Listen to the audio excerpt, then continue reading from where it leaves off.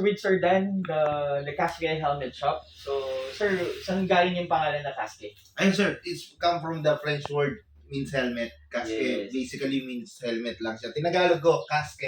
Casque tinagalog. Wow! So galing So yung Casque word is a Tagalog word right now. Yes, Lupit, correct. Lupit, Parang catchy lang kasi maraming customer minsan na ano nila, ano yung casque hanggang sa i-ask nila, why casque yun? Kasi Okay. it's helmet, yes. Yeah. Sir, kailan ba ito nag-start yung helmet shop mo? Bali, nag-start kami last year.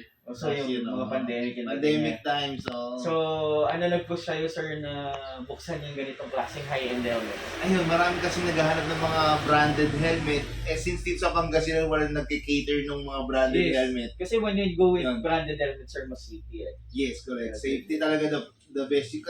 That's why yung shop ko, mostly is yung nasa top 10, like Arai, Shui, Showy. AGB, Shark. Yes. Yes. Covered na lang wala, no? Covered. Covered, HJC. Nung meron din ako niyan, kaya lang more on pre-order kasi. Yes, Yes. Sir, kasi ako, kami nasa Spider kami.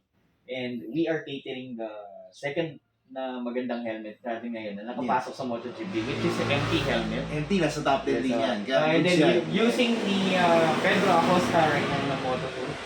Tapos yun, sir, pagdating kasi sa high-end helmet, sir, kasi we're racer kami ng mga magkapatid ko, Sir Dan, kung alam mo lang. Yung kapatid ko ay sa main sweeper ng sa Carmona, bumangga siya doon. Umuna yung ulo. Pero ano nangyari? Buhay, kasi naka-AGB. Wow, galing.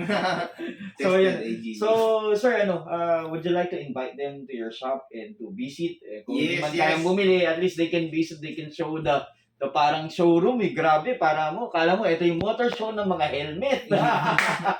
Sir Dan, Everybody po, lahat ng nakakapanood ng vlog, welcome po kayong bumisit dito sa Vilgasis, Unsad, Pangasinan lang.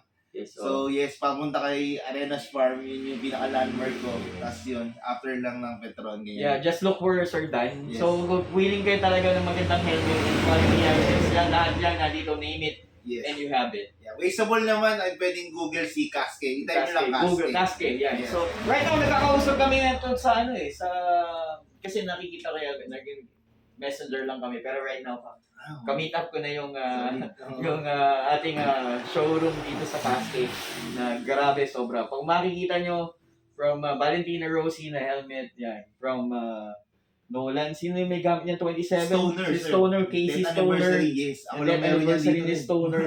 Yan, dyan din yung pitbull ni Si Valentina Toothless, Rossi, yes. si Toothless, yung Viva, yan, kumpleto yan. So lahat na dyan. So yung, siguro si Sir ng Valentina Rossi, Siyempre, the GOAT.